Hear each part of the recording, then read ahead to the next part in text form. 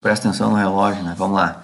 Ele ajudou a desenhar, né, a primeira proposta de instrumento para fazer uma análise por absorção atômica, certo?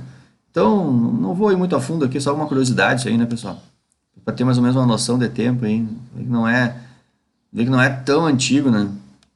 É muito popular e não é tão antigo assim. Aqui, eu só fiz um exemplo, né? Quando o átomo, esse processo de absorção atômica, quando um átomo absorve energia para promover o elétron dele, essa barra vermelha aqui é a absorção atômica. Quando ele devolve essa energia, essa barra de volta aqui é o processo de emissão, né? Então aqui a gente tem um processo de absorção de luz pelo átomo, né? Que é a energia que ele absorveu. E quando o elétron volta para o estado fundamental, né? Para o orbital original que ele estava, essa barra azul aqui é o processo de emissão de energia pelo átomo. O que eu quis chamar a atenção aqui, porque às vezes as pessoas não têm muita noção, né, não têm ideia, né? Esses fenômenos aqui, eles acontecem muito rápido. O tempo de um elétron ser promovido para um orbital e ele voltar para o que ele estava é na grandeza de 10 na menos 9 segundos. Um pouco mais, um pouco menos, mas é em torno disso. Então, eu costumo dizer que são frações de segundo. É muito menos que um segundo isso aqui já aconteceu, tá? Só que alguém acha que isso aqui vai falar, o elétron vai ficar lá meia hora e depois ele volta. Não, não é assim, né? Aqui eu fiz um desenho bem grosseiro assim, mas já ajuda muito, né? Para de novo puxar mais um paralelo entre a espectroscopia de absorção molecular, aquela primeira que a gente estudou, para uma espectroscopia de absorção atômica. Fique bem claro que na espectroscopia de absorção atômica, os espectros dos átomos eles têm raias definidas, quase parece um código de barra, né? Ou seja, vamos supor, para esse átomo que teve esse espectro aqui, ó, esse comprimento de onda um pouquinho antes disso não interessava para ele. Por que não interessava para ele? Porque o comprimento de onda um pouco menor já é um patamar energético maior. Vamos supor assim, ó, para o átomo interessa essa quantidade de energia, que é essa flecha vermelha aqui. Pular o elétron daqui para cá. Se tu pegar um comprimento de onda um pouquinho menor, ele já é mais energético, então o elétron saltaria daqui para um lugar que não existe possibilidade dele formar um orbital. Não tem aquela possibilidade energética. Lembrem, essas possibilidades energéticas eu esmiucei o que deu, assim, pelo menos no nível aqui da graduação ali, do nível do Atkins lá. Então eu expliquei bastante isso lá em Química Geral, tá? Então é isso. Comprimento de onda um pouco menor do que isso não interessa para o átomo, porque ele viria para uma possibilidade de órbita que não é possível. E se fosse um comprimento de onda um pouquinho maior que esse, também não interessa, porque ele viria para uma outra possibilidade orbital que não é possível também. Então é muito específico as possibilidades de energia que o átomo absorve, por isso que ficam essas bandas aqui.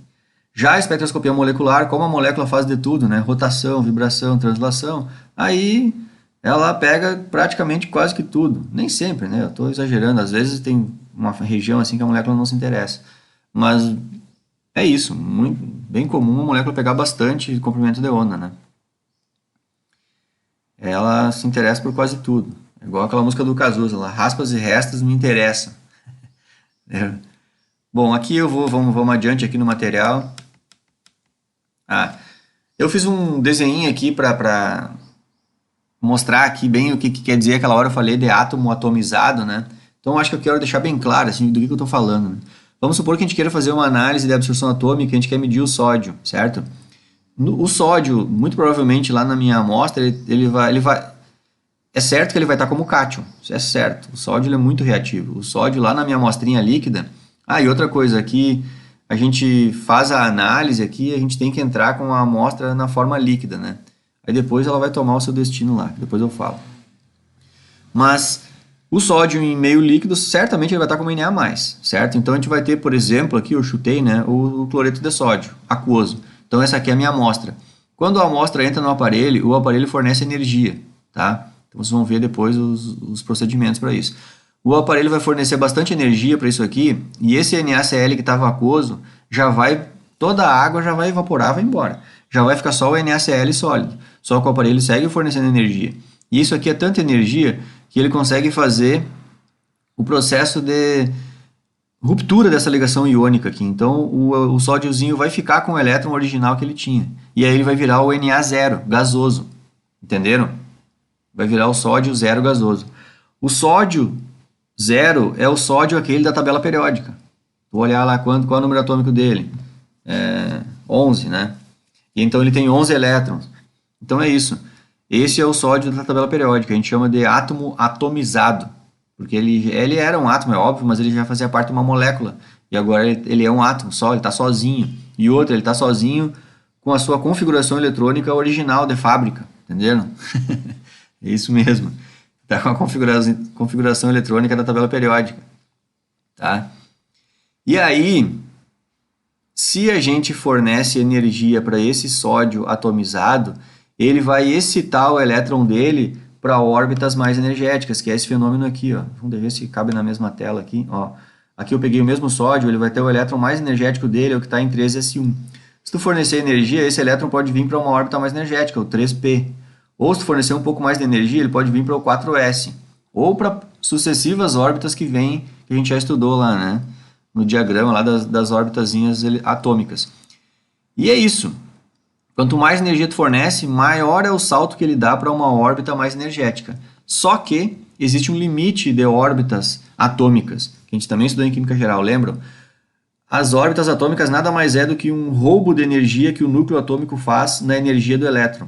Então sempre, quanto mais para perto o elétron está do núcleo, menos energia ele tem, porque essa parte dessa energia foi roubada pela atração do núcleo, que é positivo. E quanto mais o elétron está longe do núcleo, mais vai aumentando a energia dele. Mas lembrem que sempre a energia do elétron, na energia potencial dele, sempre a energia do elétron, quando ele está preso dentro de um átomo, a energia está negativa. Ou seja, ele está menos que a energia original dele. Já que eu falei na história de sódiozinho de fábrica, né? A energia original de fábrica do elétron é sempre maior do que a que ele tem quando ele está dentro de um átomo. Mas se a gente fornecer uma quantidade de energia suficiente para ele percorrer todas as possíveis órbitas e mesmo assim ainda ganhar um pouco mais de energia, aí ele vai ter a energia original dele. E a energia original de um elétron, ela é muito maior do que qualquer energia desses possíveis orbitais aqui. E aí o que o elétron faz? Ele vai embora. É isso. Adiós. O elétron vai embora do átomo. Se um elétron vai embora do átomo de sódio, o sódio ele era o originalzinho de fábrica, e o elétron dele foi embora, por que ele foi embora? Porque a gente excitou tanto aquele elétron lá que ele foi lá no nível mais alto que possível e mesmo assim ganhou mais energia e foi embora. Esse fenômeno aqui é o fenômeno de ionização. É isso. É esse fenômeno chamado ionização. E é bem óbvio, né? O átomo ele era neutro e virou um íon, né? Ele era Na0 e virou Na+, ele virou um cátion aqui, certo? Então é um fenômeno de ionização. A gente arrancou o elétron do elemento químico aqui.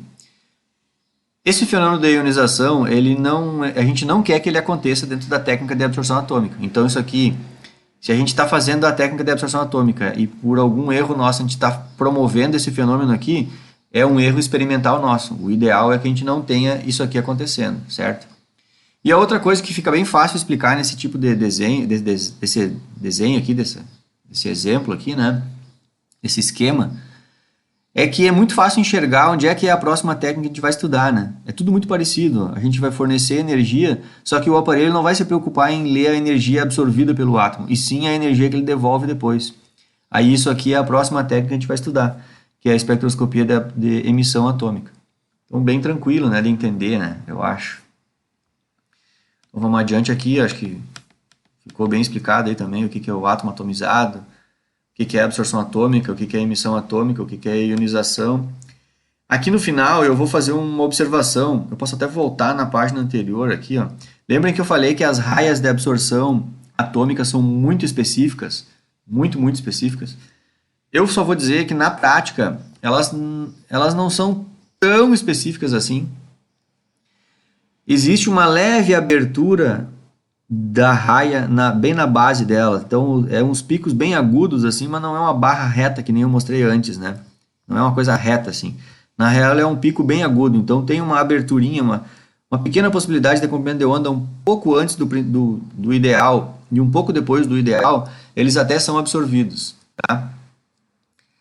Mas eu só quero chamar atenção nisso agora, tá? Então, que seria uma promoção do orbital 3s para o 4s, né? Entenderam? Tipo desse exemplo aqui. Eu até peguei esse exemplo aqui, ó. E a promoção do elétron do 3s para um 3p, né?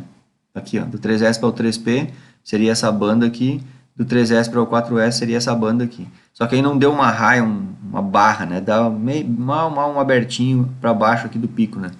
Isso aí eu vou explicar, acho que é lá no fim de tudo aqui eu vou explicar isso aí. Depois eu me lembro de voltar aqui, lembrar que eu falei isso, e aí vocês vão entender o porquê disso. É uma coisa muito específica, bem interessante até. Mas eu vou explicar, tá? Por que na prática, quando a gente chega lá no laboratório e faz análise de absorção atômica, o aparelho sempre mostra na tela pra gente o gráfico de absorção, assim. E a gente vê que é uns picos, uns sinais bem agudos, assim, né? Mas dá bem pra ver que ele tem uma basezinha mais larguinha, né? Não é esse troço aqui parecido com código EBAR, não é isso aqui que aparece no aparelho. Quem já teve oportunidade ou vai ter, né, de ver isso aí na prática, vai ver que é uma coisa tipo isso, tá? Bom, vamos adiante aqui. Agora, eu vou fazer para vocês um resumo, assim, né, de algumas possibilidades da espectroscopia atômica, né? Porque aqui a gente está estudando a absorção atômica, certo?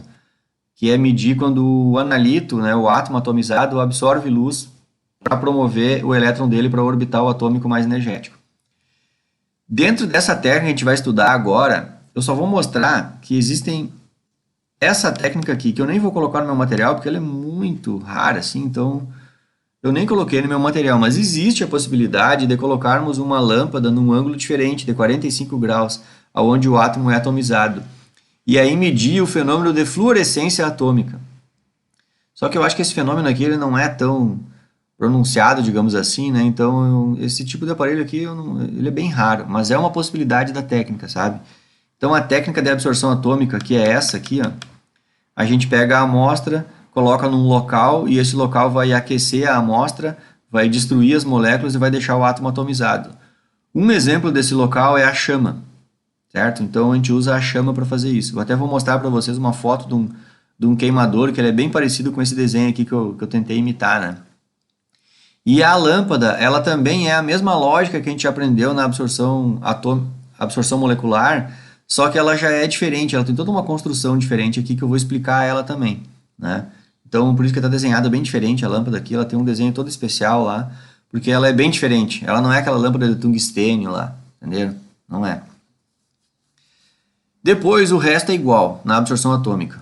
Talvez não sejam iguaizinhos ao que são usados nos aparelhos de absorção molecular, mas a lógica é igual. Vai ter o monocromador que separa a luz em diferentes comprimentos de onda e vai ter o fotodiodo que recebe a luz e faz uma conversão de coisa, né?